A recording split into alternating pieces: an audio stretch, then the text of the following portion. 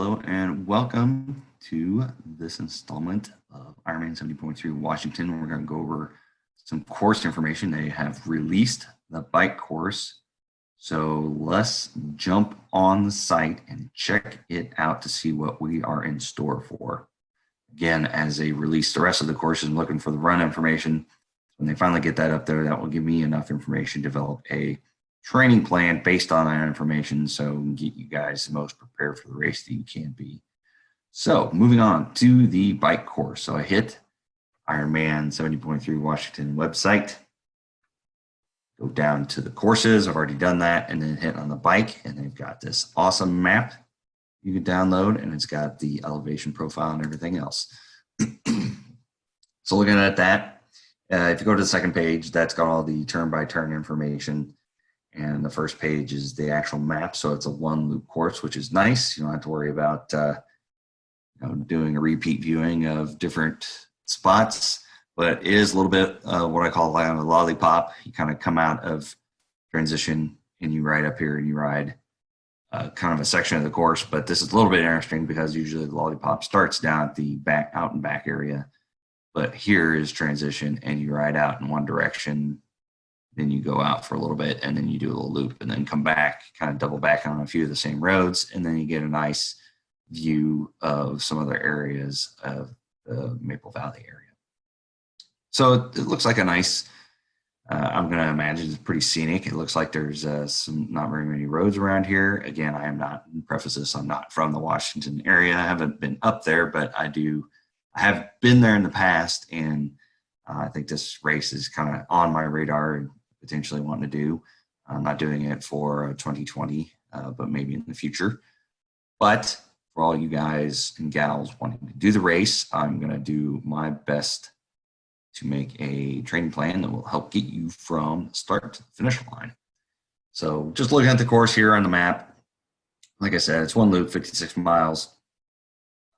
Pretty straightforward. I mean, as always, pay attention to the road signage. So there's a little bit of a loop here at the end. Notice you come through here and here a little different section. So right now, from what I've seen a little bit on the conversations on some of the other Facebook pages, is that these roads, some of them in the past were maybe gravel, loose gravel, chip seal, but they've been out repaving a lot of the sections in anticipation for this race. So at this moment in time, the hopes are that the roads are all in great condition.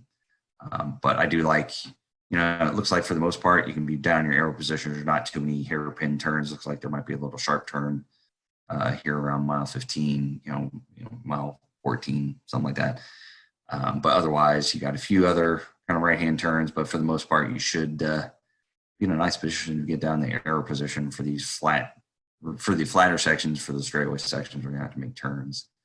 But let's look at the elevation profile. So they have a gain of about 2,000 feet. So that's nothing to sneeze at. That's going to be substantial, but it looks like you kind of get those in a couple of main chunks here. You're going to hit the first, probably around 7 miles. You got this first incline. It looks like a nice little butt kicker of a steep climb here. You go from about 300 to 800-ish. So maybe 500-600 feet of gain over a very short amount of time. It's got a nice steep climb. You come down and catch the downhill, and then you got a pretty, 400 to 850. So that's going to be a nice little climb to get up in the second little section here. So, in these first two climbs, you've almost got probably a little under half of your elevation gain. So the rest of the ride here, you have a little bit of gain here, some little hills, but I mean, nothing too killer. You got a little climb, little section. You're mile 40, you got a little bit more of a climb, and then some nice downhill for, almost 5 miles. You're going to have a nice kind of overall downhill. And a little steep roller. And I recently posted a video on kind of how to attack different type of hill styles, because here's a nice little short steep climb, another steep climb, and then you got a little bit of rollers here.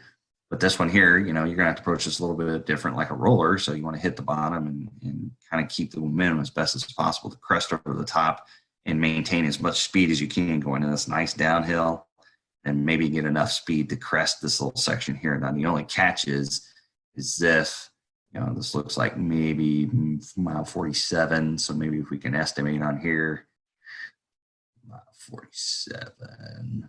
And I've downloaded the GPX file from somebody who's already written the course, and they posted it on there. So I posted that in the group as well in one of the comments.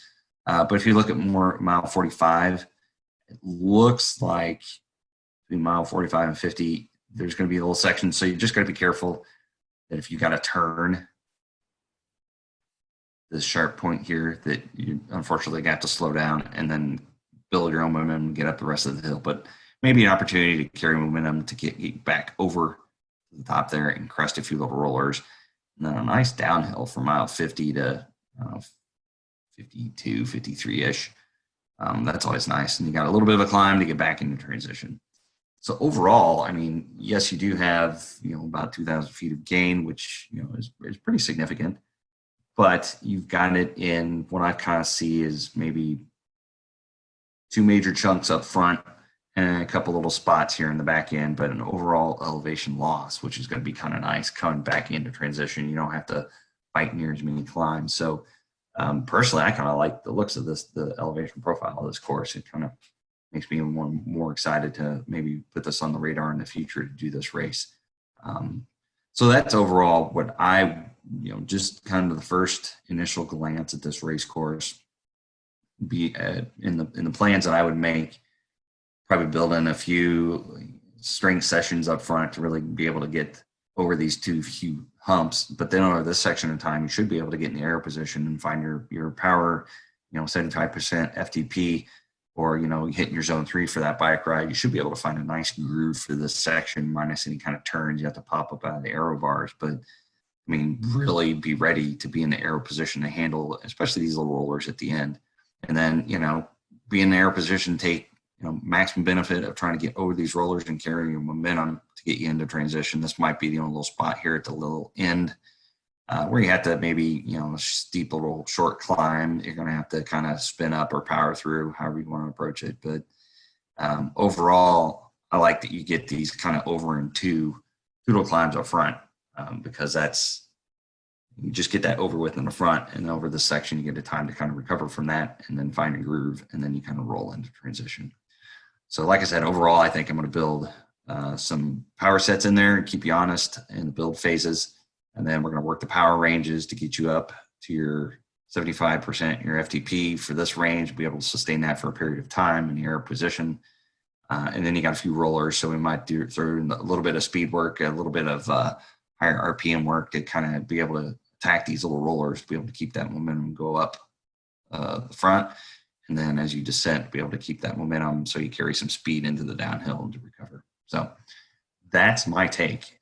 Overall, I think this looks like a pretty nice little course and opportunity to get out there and be out kind of in the wilderness area. If you got any questions or any comments, or if you think there's something that other people should know about when looking at this course, let me know. Put them in the comments, reply back to one of my emails. I'm always open to suggestions and information you guys got out there. Thanks for watching and listening, and be ready for when they post the swim and the run and the reviews of those. We will talk to you guys later.